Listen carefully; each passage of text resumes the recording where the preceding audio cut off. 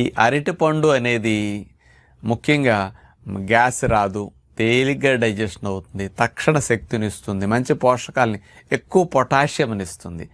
దీనివల్ల బీపీ లాంటివి తగ్గటానికి కూడా చాలా మంచిది అంటుంటారు. అందుకని రక్తనాళాలని రిలాక్స్ చేయటానికి బాగా ఉపయోగపడుతుంది అన్నమాట. అంటే మనకు ఈ అరటిపండు అనేది కాస్త గ్యాసు, కడుపులో మంటలు ఉన్నప్పుడు కూడా తింటే అందులో ఉండే తీపిదనం, అంటే మెత్తగా డైజెషన్, తేలిగ్గా డైజెషన్ అయ్యే గుణం వల్ల పొట్టకి ఇరిటేషన్ లేకుండా మంచి ఉపయోగాన్ని కలిగిస్తూ ఉంటుందన్నమాట. ఇలాంటి లాభాలు ఇచ్చే అరటిపండుని మనం కష్టపడేవారము, ఎనర్జీ ఎక్కువ కావాలి, సన్నగా ఉండే బరువు పెరగాలి అనుకునేవారంతా వాళ్ళకి కావలసినట్టు 2, 3, 4 రోజు తిన్నా ఇబ్బంది లేదు.